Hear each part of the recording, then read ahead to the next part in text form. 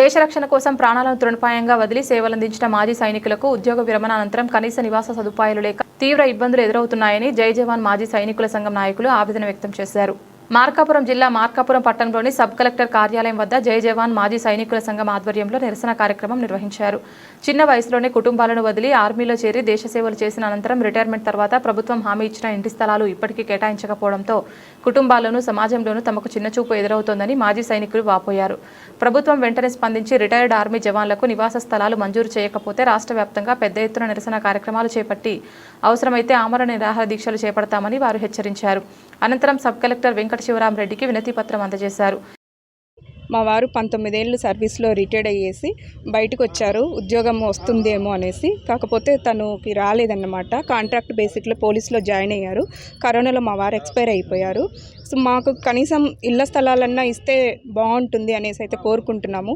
చాలా రెస్పెక్ట్గా సార్ దగ్గరికి అయితే వచ్చాం. మేము డిప్యూటీ కలెక్టర్ని అయితే కలవడం జరిగింది. సార్ గారు చాలా రెస్పెక్టబుల్గా అయితే మాది వినతి పత్రం అయితే స్వీకరించారు. సో అందరూ దయచేసి మా బాధల్ని అర్థం చేసుకొని ఖచ్చితంగా మాకు ఇళ్ల స్థలాలు అయితే ఖచ్చితంగా ఇవ్వాల్సింది అయితే కోరుకుంటున్నాము. ప్రతి ఒక్కరం ఎంతో కష్టపడి ఈ స్టేజ్కి అయితే వస్తున్నామండి. పిల్లల్ని ఇప్పుడిప్పుడే పైకి తెచ్చుకుంటున్నాము.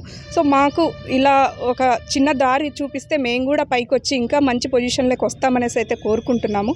సో ప్రతి ఒక్కరికి ఇళ్ల స్థలాలు అనేసి అయితే కేటాయించాలనేసి అయితే కోరుకుంటున్నామండి మేము. ఈ సందర్భంగా సంఘ అధ్యక్షులు చెన్నయ్య మాట్లాడుతూ ప్రభుత్వం జారీ చేసిన జీవో ప్రకారం ప్రతి మాజీ సైనికుడికి 175 చదరపు గజాల ఇంటి స్థలం ఇవ్వాలని, సుమారు 300 మంది మాజీ సైనికులకు ఒకే చోట స్థలాలు కేటాయించి సైనిక కాలనీ ఏర్పాటు చేయాలని కోరారు. అమర జవాన్ భార్య సుమలత మాట్లాడుతూ మాజీ సైనికులకు ప్రభుత్వం కల్పించే సదుపాయాలు అమలు చేయాలని విజ్ఞప్తి చేశారు. ఈ కార్యక్రమంలో మాజీ సైనికులు, వీర మహిళలు, సంఘ నాయకులు తదితరులు పాల్గొన్నారు. ఈరోజు మన సబ్ కలెక్టర్ గారికి మన మాజీ సైనికుల స్థలం గురించి వినతి పత్రం ఇవ్వడం కూడా జరిగింది. దానికి ఆయన అనుకూలంగా స్పందించడం కూడా జరిగింది. గత కాలం నుంచి మనము ప్రకాశం జిల్లా నుంచి అదేవిధంగా మార్కాపురం కొత్త కలెక్టర్ గారికి కూడా వినతి పత్రం ఇవ్వడం కూడా జరిగింది. రాబోయే రోజులలో కాదు, ఇప్పుడే ఈ సమయంలోనే 175 గజాలు స్థలము ప్రతి ఒక్కరికి ఇవ్వలేదు అని అంటే రాబోయే రోజులలో చిన్న చిన్న ధర్నాలే కాదు, నిరసన కార్యక్రమాలు కాదు, ర్యాలీ కూడా నడిపిస్తాము. పశ్చిమ ప్రాంతాన్నే ఉసిగొల్పుతాము. దయచేసి పరిపాలకులు కానీ అదేవిధంగా గవర్నమెంట్ యంత్రాంగం కానీ విన్నవించుకొని మా విన్నపము అదేవిధంగా ఆర్థికంగా కానీ పరోక్షంగా కానీ చాలామంది ఇండ్లు లేక ఒకవేళ ఇండ్లు ఉన్నా వాళ్ళ పిల్లలు ఇంట్లో ఉండి మమ్మల్ని బయటకు దొబ్బటం కూడా జరిగింది. రాబోయే రోజులలో నెక్స్ట్ ఒకటే శరణ్య మాకు అనాథ ఆశ్రమంకు పోవటము.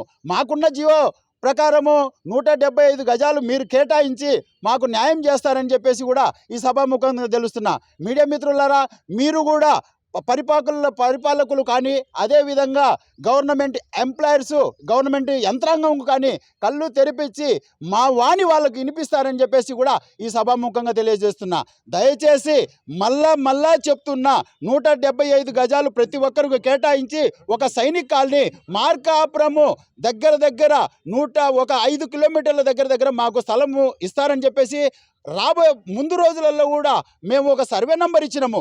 ఆ సర్వే నెంబర్ అయినా కానీ లేకున్నా పర్వాలేదు, కానీ ఏ సర్వే నెంబర్ మీద అయినా కానీ మాకు స్థలం కేటాయించాలని ఈ సభాముఖంగా తెలియజేస్తున్నా. జై హింద్, జై భారత్.